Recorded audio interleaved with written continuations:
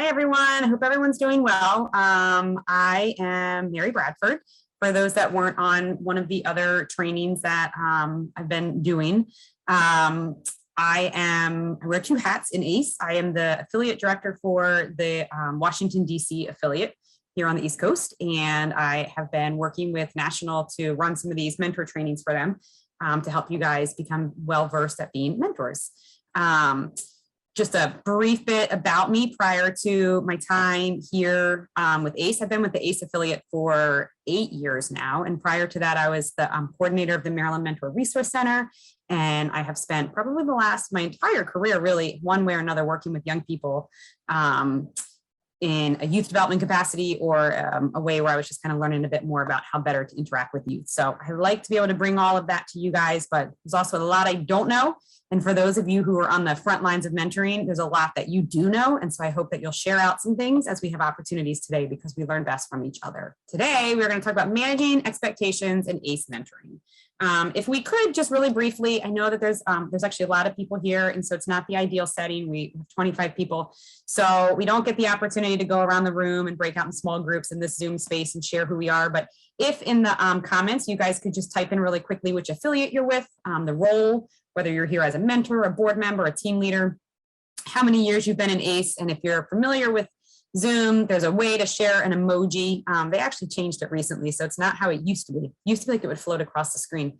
But if you want to share an emoji, just letting us know how your day is going, that would be great. I'll give everyone a minute. I like this part, like my favorite part, because I've always worked locally and everyone's coming from all over the place.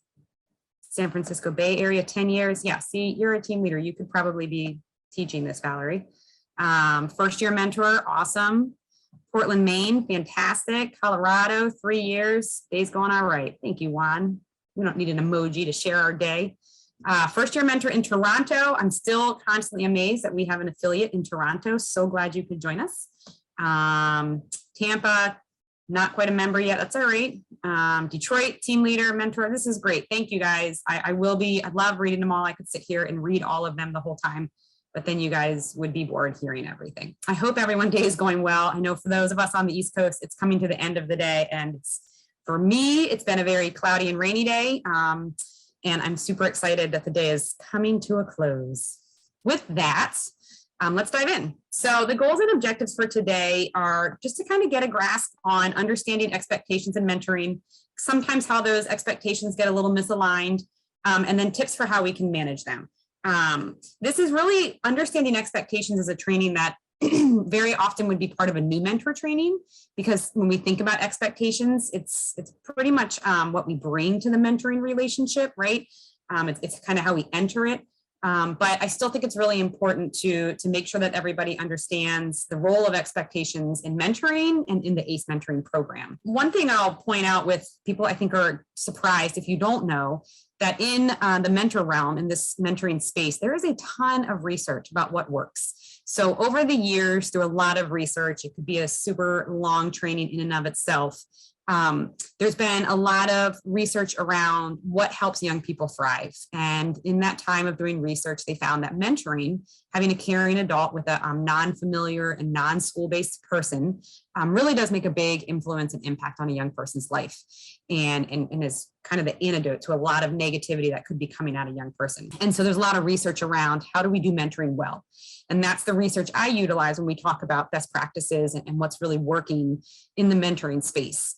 And so we know in a study that was done, I think at this point, it's maybe 20 or 30 years ago, there are 3 approaches that volunteers take when they begin a mentoring relationship. Now, this research does primarily come out of community-based one-to-one mentor programming. The study was around Big Brothers, Big Sisters. But even now, this information that they found has been useful in understanding all the different types of ways that we enter mentoring relationships, including group mentoring, such as ACE. And so the 3 approaches to mentoring are prescriptive, developmental, and instrumental. And it's important to understand these because it's really how we enter the mentoring relationship. And there's 2 ways to kind of think about expectations, and that we're going to talk about them today. The first is how we as volunteers, as ACE mentors, how we enter the mentoring relationship and what we expect to get out of it as a volunteer, right? Like, what is it that makes you click, join ACE now? And then the other thing that we're going to talk about with expectations is kind of what we expect to get from our students as participants. Both are really relevant and both have a lot to do with how we approach mentoring. The two are really intertwined though, because our expectations, research shows us, greatly influences how satisfied we are in the mentoring relationship. So let's go through them. The first approach is called a prescriptive approach. This approach is where we really, we tell students what they need to do. It's where we're giving more advice and listening a little less to the students. When mentors approach their relationship with a prescriptive approach, they were more focused on tasks to meet the specific goals based on what they or maybe the program thought the student needed. They were trying to fix the problems and focusing on goals that the program develops. In prescriptive, when you approach it with a prescriptive approach, it's kind of going in with more of a narrow vision of what it is that is going to happen in this program. A lot of times people who go into it with the prescriptive approach view themselves more as an authoritarian figure, and that they are focused a little bit more on the disciplinary side of things to make sure, because their intention is good. And I do want to note that in the prescriptive approach, the intention is that when we stay focused on the goals, that the students are going to have really positive and successful outcomes. The developmental approach to mentoring really focuses on a slow development of the relationship, allowing it to kind of blossom over time. This is where a mentor is going to focus on helping students build positive attitudes, thoughts, feelings, and beliefs. Take time, recognizing that it does take a lot of time to build the relationship. A developmental approach is going to involve a lot of student inputs, a lot of youth voice and choice. They're going to listen more than they talk, and they remain flexible and supportive.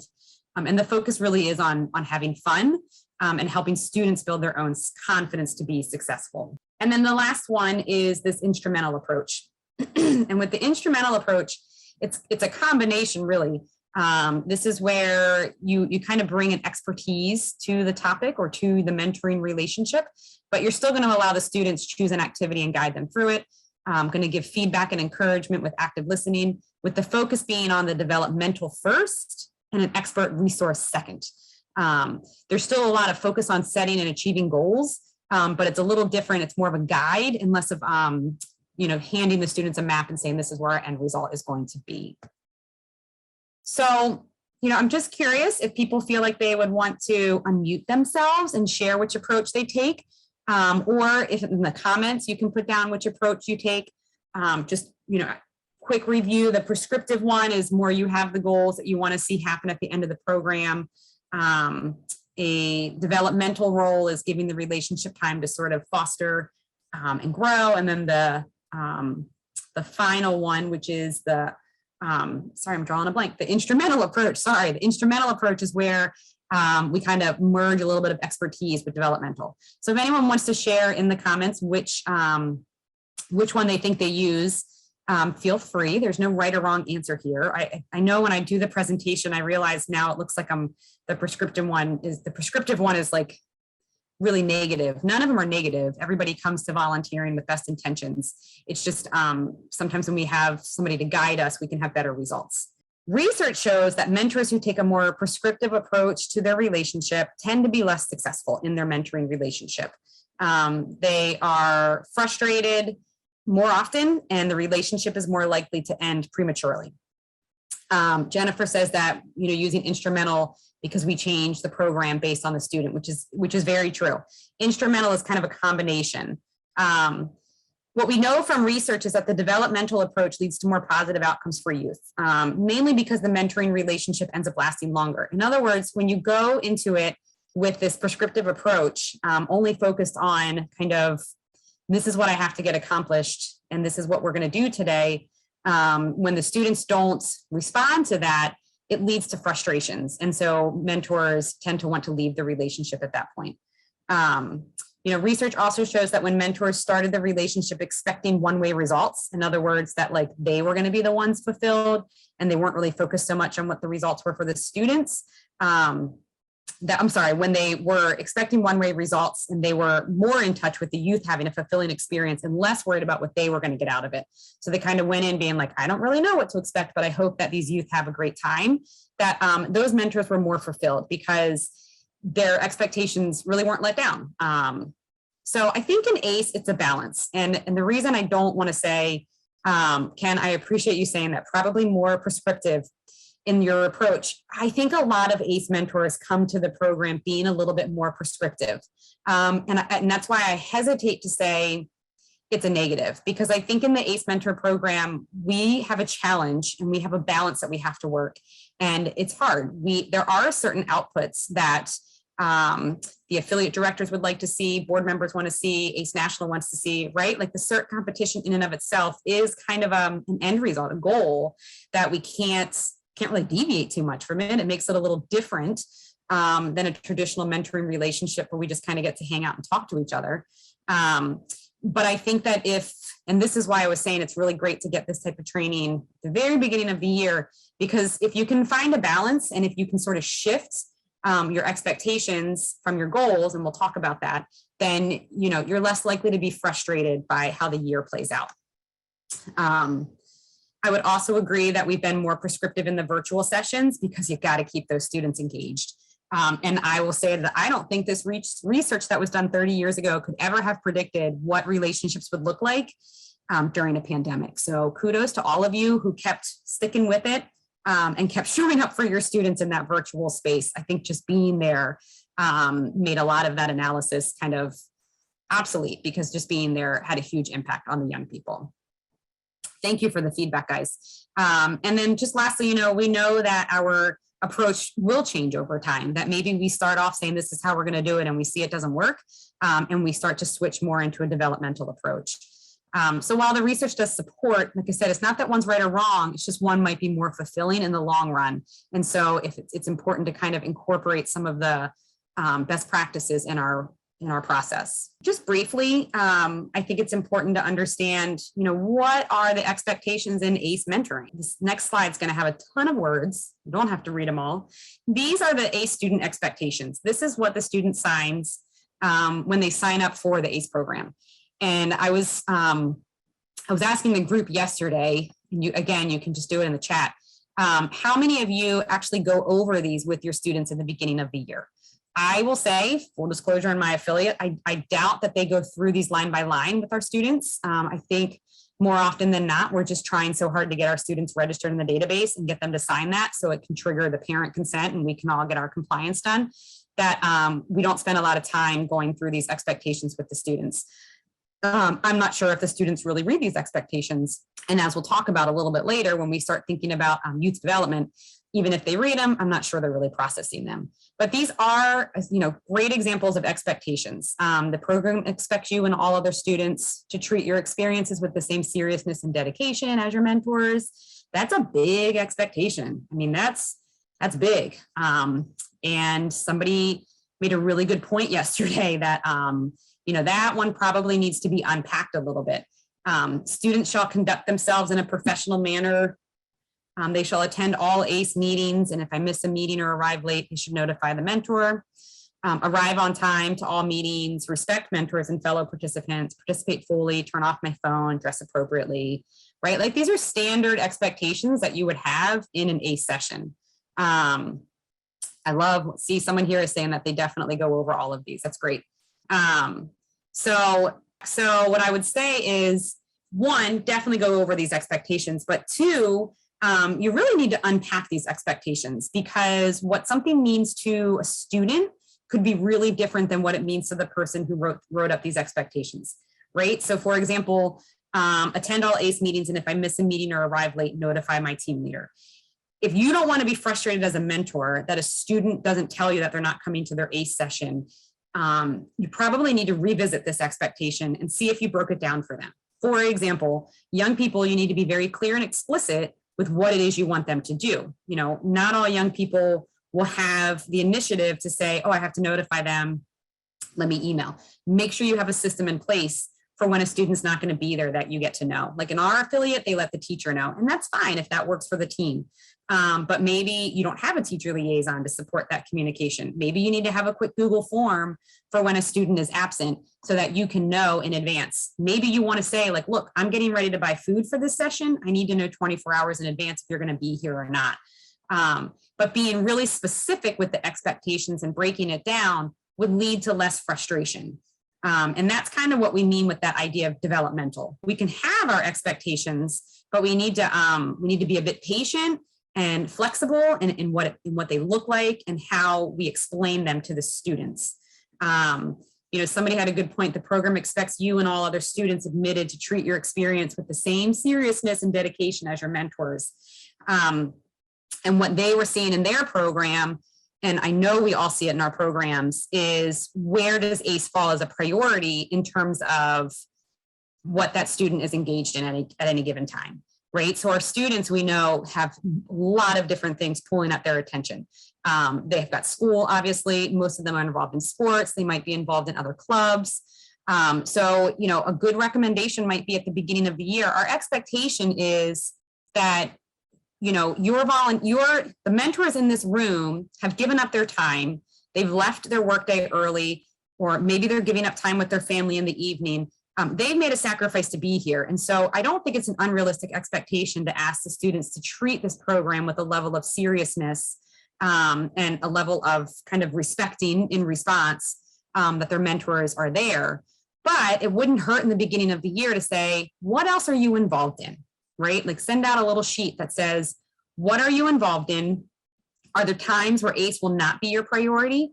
Is ACE always your priority? And just getting a feel for the pulse in the room of who's going to kind of put ACE first and who is just, they're not able to put ACE first. And then we let them know it's okay if you can't put ACE first all the time. But let's talk about when there might be some times where we kind of need ACE to be the priority, right? If we're going to work on that CERT competition in the weeks leading up to it, I'm going to need to know that you're committed. My expectation is that you're going to give it your all. And so it's really just sort of touching in on these expectations and working with them so that you aren't disappointed as a mentor and feeling frustrated, and that students understand what's expected of them. And then we have, these are the, I was just saying to somebody, I couldn't sort of figure out if we were, how to get the expectations that we sign off on, right, when we sign in to become an ACE mentor after the training. But I did pull some of the ones from an older physical paper form. These expectations are kind of realistic, right? That we're going to commit to our day and time. We're going to respect student viewpoints. We're going to listen with respect. We're going to be committed, consistent. We're going to portray a positive role model for the students by maintaining an attitude of integrity, courtesy, and maturity. I think it's important to show the students what ACE has set are our expectations so that they understand where we're coming from. So when it says, look, I told ACE that I was going to be consistent and I was going to attend all of my meetings. That's what I've said I'm going to do, so that they understand these expectations are really a two-way street. And then you also have an opportunity where you guys, can talk about these expectations. Are you all on the same team? There's expectations among the mentors on the team. The team leader and the mentors. Are your expectations in line? Are the expectations with the teacher in line?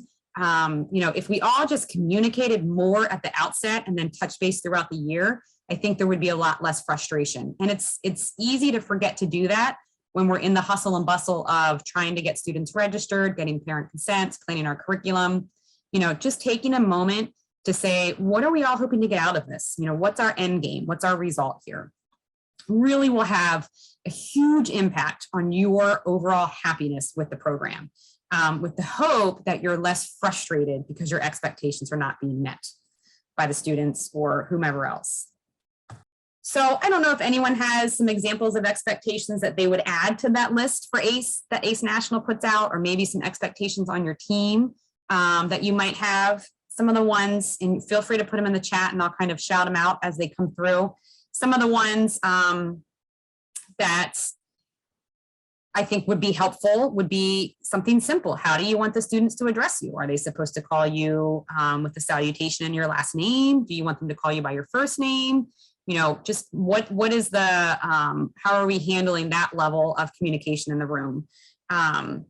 Going through what you expect from the students in between ACE sessions, right? So the initial thing of expectation says if they're going to come to the program, they're going to be there for every session, they're going to be committed. But you as a mentor, are you expecting them to do work outside of the program?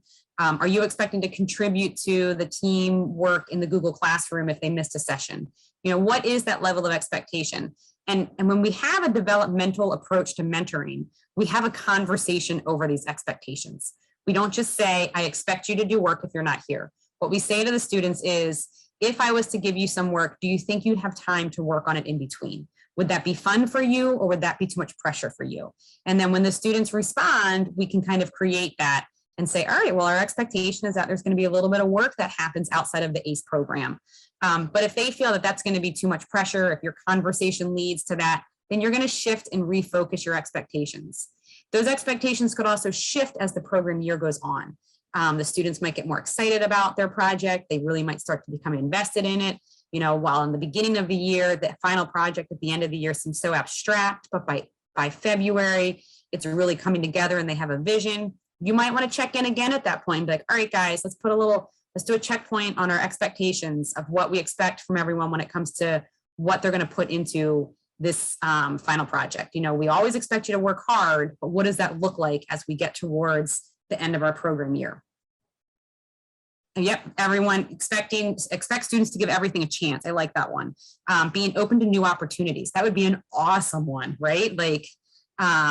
We expect people to be encouraging. We expect people to participate. These are amazing expectations because these are things that they should be able to do regardless of their level of commitment to the ACE program. So even if ACE is not your primary focus, we expect you to try what we're doing today. We expect you to participate if you come to our sessions. And actually, as a little caveat though, I would say, one of our things is we expect you to participate. Probably want to have a little conversation on what that means and what that looks like. For some students that are introverts, participating might not be talking the whole time. Participating might be quietly taking notes. It's just kind of finding what words mean and where people feel safe in that space so that they can meet the expectations and people aren't frustrated. Planting a seed to provoke a thought. I love that. Our expectations are creating a safe and welcoming place for people to feel that they can, have fun when they're here. So the other thing to think about when you're considering your expectations is not confusing expectations versus goals. And this is just straight out of the dictionary. An expectation is a strong belief that something will happen. It's probable, certain. We expect an A student to work hard at each session. The goal, though, is the object of a person's ambition or effort, right? The end towards which effort is directed. So our goal is to win the CERT competition. We might not win the CERT competition. We can't control that, right? We can't control who's viewing our boards. We can't control how many meetings we're actually able to get work done because there's snowstorms. There's certain things out of our control, but our goal is to win the CERT competition.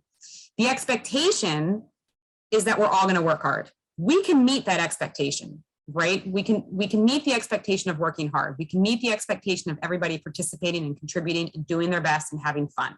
We might not meet the goal of winning the CERT competition. And that's okay, because at the end of the year, we met the expectation of working hard, contributing, trying new things, respecting people's viewpoints. We can do all of those things. And so I think sometimes with mentoring, it's really important to unpack those two and say, is this an expectation that I have, or is this just a goal? And if it is a goal, it's not a bad goal, but we need to really come up with better ways and metrics to achieve that. So we're going to shift and start talking about sort of these misaligned expectations. I definitely was a little nervous when I was doing this, this research on the things that I'd said in the description of what it was that I wanted to address when it came to expectations. Because I don't in any way, shape, or form want it to seem that any of the information I'm going to give you is to say that we should lower our expectations for students. We should not lower our expectations for the students in the room. The students in the room can rise to those expectations, especially the ones we're just talking about. Work hard. The expectation of respecting other people's opinions, trying new things. Some people just put in here, being realistic, proceeding with confidence. These are great expectations, to borrow from the book title, but we shouldn't lower them because someone is, we're going to talk about, developmental differences, because somebody is younger. But what we should do is again, remember and ask ourselves, are we asking them to accomplish a goal that they might not be able to have the tools to accomplish? Or is this expectation really an expectation? And that's what we're going to kind of get into right now. Obviously, we have expectations to get from the beginning of the school year, the beginning of the ACE program year, to the end of our ACE program. And we hope in that time that we have fun, that it's meaningful, that we complete a project. We have certain things that we hope to have accomplished. Those are our expectations. And in reality, it snows. The COVID restrictions change our ability to interact with students. We lose a couple mentors because their job site changed. And by the time we get to B, we're like, wow, that path did not look like what I expected it to. And it's just embracing that that's okay. And, being realistic and flexible. Nobody rises to low expectations. Positive youth development theory tells us that young people thrive in environments where they have positive relationships with adults, where they have opportunities to explore their interests, and where they regularly participate in experiences that are engaging and where they have high expectations for them. I did a lot of just over the course of my career, I've done a lot of research, not as much lately, but on what helps young people when they're coming in schools where they're under-resourced schools. Like, why does some schools do so much better than other schools when they have the same access to resources? And a lot of times it comes down to leadership and establishing high expectations for students. So it's just really important that we keep our expectations realistic so that we as a mentor are not frustrated and the students aren't feeling too much pressure, but that they're high so that the students have successful outcomes.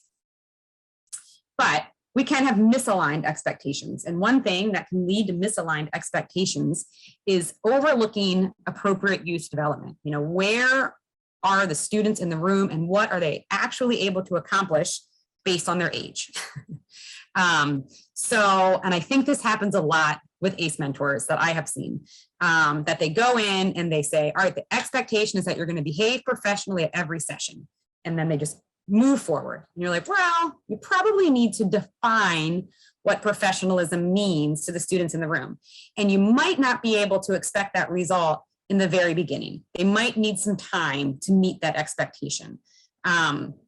Youth learn and grow in their own age-appropriate ways. And what a freshman can do is different than what a senior can do, is different than what a mentor can do, who's been there in the business for 5 years versus what a professional can do who's been in the business for 30 years. We all learn and grow at different paces. And to expect the students in the room to have, for example, the same level of professionalism as you at 40 when they're 14 is just not realistic. And you're going to be frustrated. You need to recognize that the goal, right, the expectation is that they behave professionally, but they might not do it right away. It might take a little bit of time for them to really master what that means.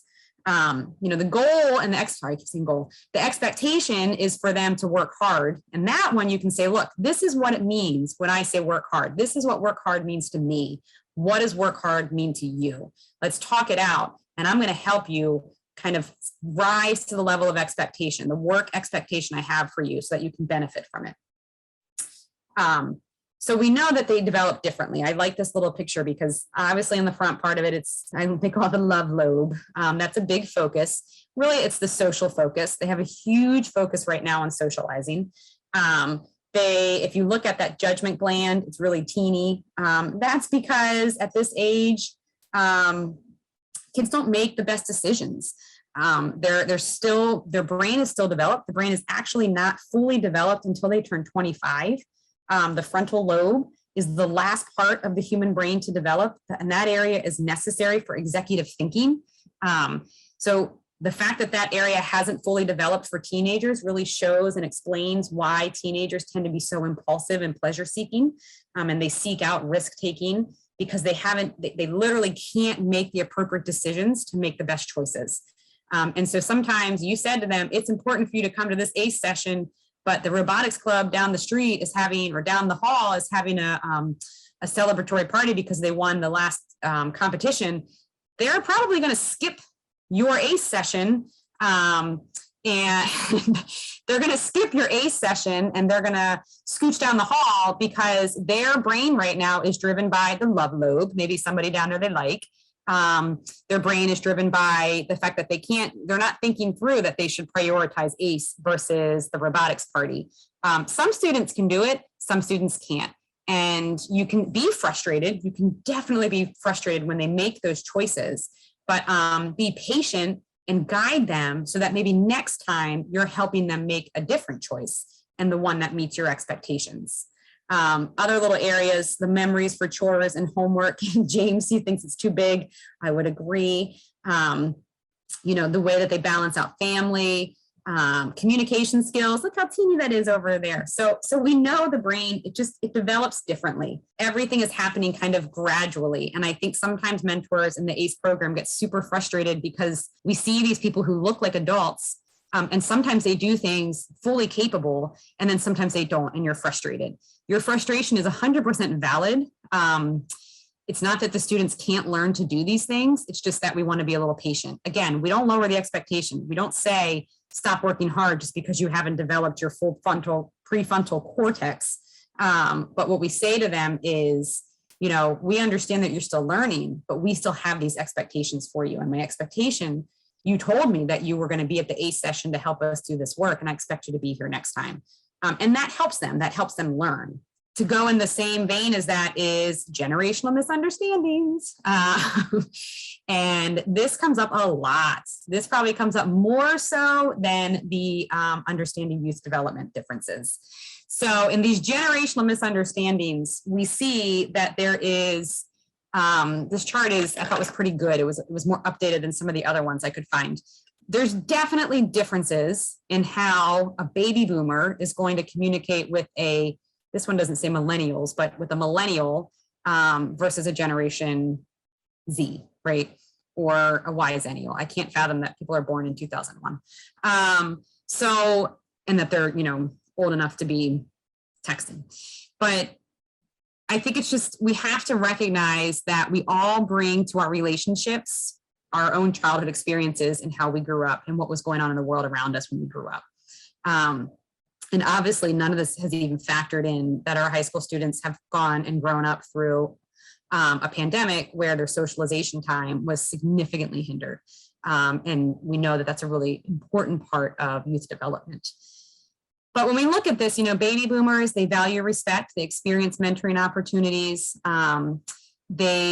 A baby boomer is really focused on the job at hand. Like they're going to go, they're going to do their job, they're going to get paid, and that's fulfilling right there. That's really different than, generations that we're working with now, our high school students today, these Y-zennials.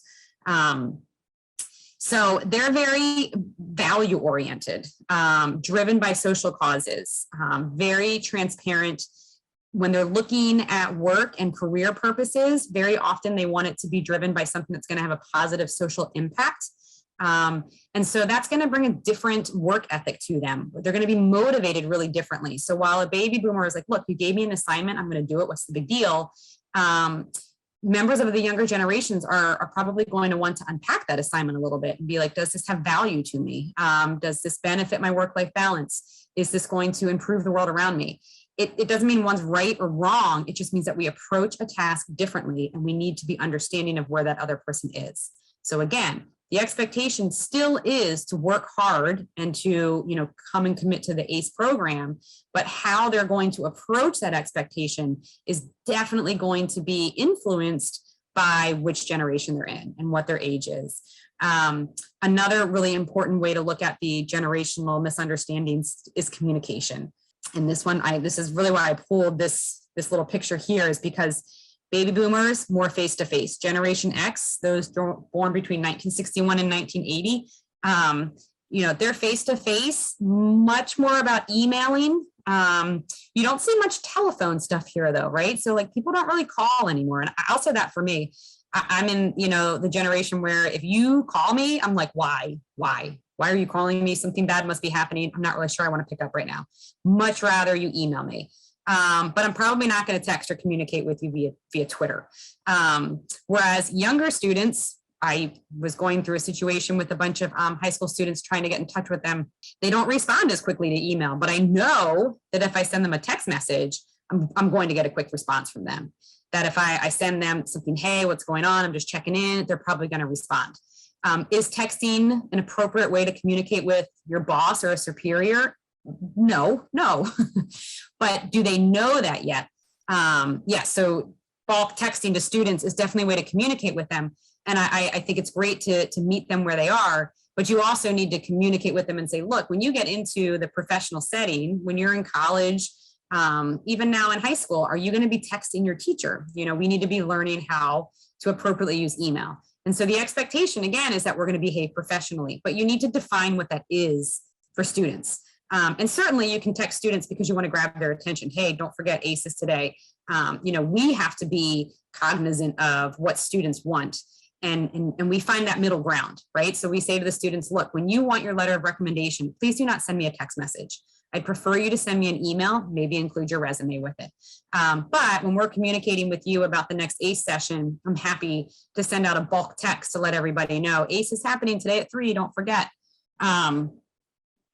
Why are all but one generation overlapping in years? I'm not sure. Like I said, I pulled this chart not so much because I thought it was 100% accurate. There's so much different ways of naming and placing generations. I picked this more to kind of say, understanding who's in the room with you and making sure that we know that with young people, with young people, they're going to communicate differently maybe than the way you do. And maybe not. Maybe you have teenagers at home and you've already kind of gotten up to speed and you've mastered it and you're like, geez, why would anyone pick up the phone to call someone? But I also think that we have to, while we're respecting generational differences and we're meeting students where they are, again, if our expectation is, you know, we want to help them become more, you know, ready for the workplace, then what is happening in your workplace and how do you want the students to communicate in that way? But you have to let them know that. You can't just say professionalism and not explain what it is, because professionalism to them is different. You know, to a student, it might not be a big deal to send a text message to somebody. And they're, you know, they're probably ahead of their times. 10 years from now, 5 years from now, we're all going to be texting more often. Again, it's not one way being worse versus the other. It's a matter of being transparent and trying to align yourself so that your expectations match up. And so there's lots on here. One thing I found interesting about baby boomers is that there were so many people. Baby boomers tend to be one of the more competitive generations. And that's because when they were in high school, there was such large numbers of students in their classes. And so they were competing more for opportunities and resources. I thought that was interesting. I hadn't really thought of that. And it shed new light for me when I think about the baby boomers that I interact with and how they, you know, engage with the world. I thought that was interesting. So it's just important to really, you know, look into this and to kind of understand where students are and try to meet them where they are. The last area that we're going to talk about in returns of aligning expectations is just a failure to recognize educational inequities and invisible privileges. And again, the caveat to this is I'm not saying that when we look at educational inequities that we in any way, shape, or form lower our expectations for students. It's just a matter of understanding that the students in our room might be coming to us from vastly different backgrounds, and we can't ignore it. We can't just say that everybody, you know, can everybody, regardless of what their school is offering them, regardless of the resources that they have in their lives, if they all just work hard, that it's going to be the same end result for them. Because statistically speaking, that's just not how it plays out. People have different resources to them, given to them based on their zip codes and where they go to school. Educational inequality is the unequal distribution of academic resources. And so it's schools in areas that are better funded tend to get more resources, and schools in areas that are not better funded tend to have much more limited resources. We know that schools that are in areas of high poverty, even in the last 8 years, there's been a little shift on how we look at how much funding per pupil happens to students in schools that are high poverty versus schools that are higher socioeconomic income brackets in the area. Overall, what we know is that they do get, schools that are high poverty do get federal funding to help support the educational initiatives. They have significantly less local and state funding. And so it creates these vastly large disparities between kind of the haves and the have-nots. And so in these schools that are high poverty, and they're called high poverty, low performing schools, they tend to get some of the newest teachers who are not qualified and not as experienced. You might be seeing some things in the news about a push to get high qualified and high experienced teachers into our schools. they tend to have even less books. They have outdated textbooks or textbooks that are in just completely unusable shape. And their technologies are vastly different to those in their wealthier communities. We also know that some students come to us with certain invisible privileges. And by that, I mean that students coming from more affluent backgrounds, we kind of sometimes take for granted what their resources are outside of the classroom and outside of the school day. We know that students who are coming from more affluent backgrounds might have more professional connections. They might have parents who are home to help them prepare their resume or review their essays. They're more likely to have siblings who are in college and already kind of know that process. I remember going to a training years ago where they were talking about one of the great divides is social capital, is this invisible privilege that for a young student coming from a high poverty school, that let's say that student wants to be an architect, they absolutely can become an architect. There's no doubt about that. That student can work hard, that student can take all the courses, and that student can go off to college and become an architect.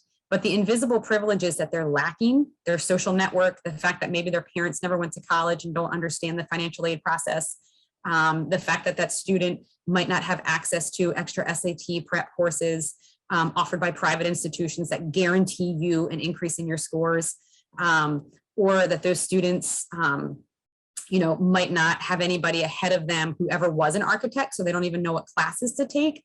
These are the invisible privileges that create huge divides that make it important for us not to lower our expectations, but to make sure that the students in the room have the tools that they need to meet that expectation. I was reading a study recently that talked about, the idea of meritocracy isn't exactly a truth anymore.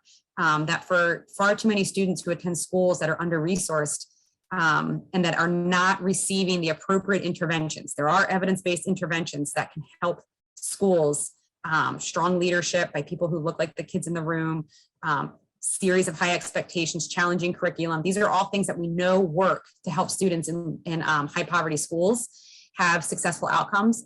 But when they're not getting those, just telling a student who is advanced and smart to work hard isn't necessarily enough. We have to make sure that we're giving them the resources that they need so that they can meet their goals. So again, it's not that we lower our expectations.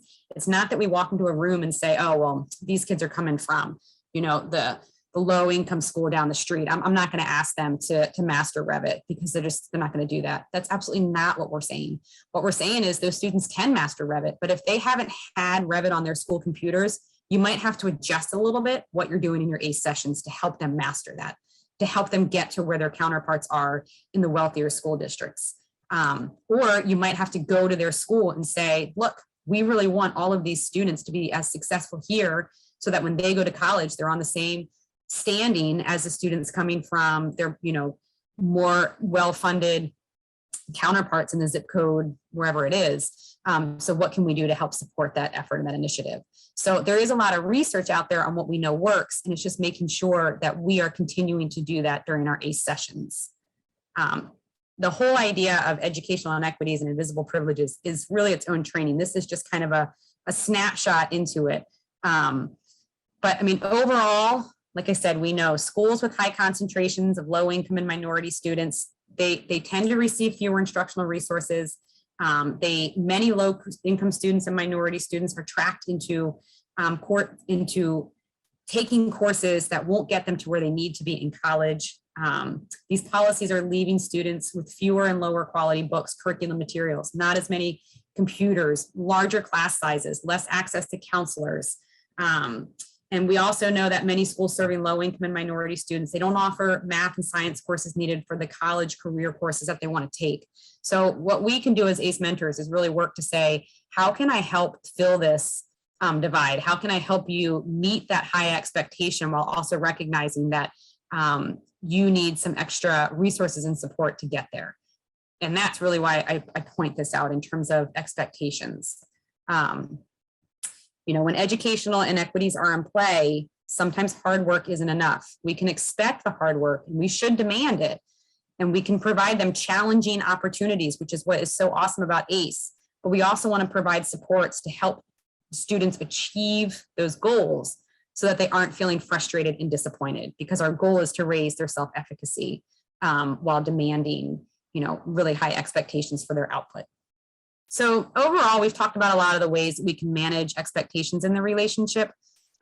We can set high expectations. We've said that over and over. It is so important to do so. We need to be realistic about changes that occur, and we need to be patient, right? And reward progress. We need to be patient with what it takes for a student to achieve those expectations. We talked about professionalism and being patient with one's youth development. We talk about understanding some of the invisible privileges that if you say to a student, go home and go work on your resume right away, they might not have the resources at home to do that. And so we need to provide additional supports and be patient as they work towards that. It's also really important to discuss expectations at the beginning of the year and be prepared to revisit them. We want to work to ensure assumptions are aligned with our mentor team. I'm sorry, that should say expectations. We want to work to ensure that expectations are aligned within our mentor team, students and ACE program.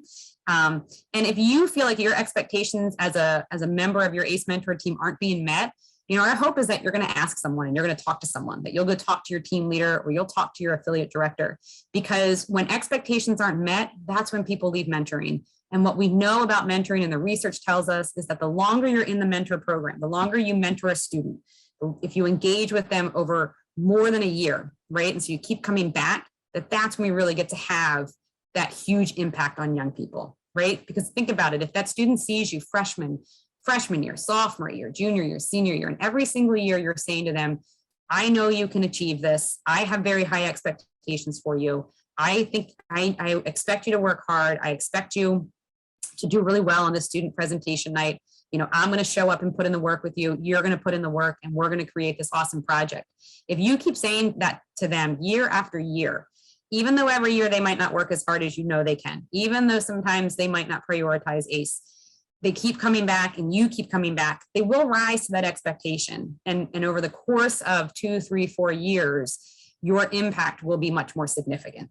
And so if you're feeling that your expectations aren't being met, and if you're feeling frustrated by something that's taking place, reach out and talk to someone instead of just disappearing, because, we know you want to be here and we just want to help make sure that your expectations with the program are being met. And be patient. Mentoring is a journey. It's not a destination. It's something that takes place over time. And I know all the people who have been ACE mentors for 8, 9, 10 years will be able to echo the fact that it is rewarding. It can be frustrating, but in the end, that the reward is definitely worth it. Feel free to unmute yourself. You're welcome to share if there's anything that kind of frustrated you. These are some of the sources. I have a couple more to add. These will be part of the slides. We will share out the slides afterwards and the recording will be available. And I'm always available if somebody has a question for me. I hope that you guys are learning about how to be even better ACE mentors than you are. My expectation for all of you is that you have fun with ACE. That's really what we want for you at the end of the day.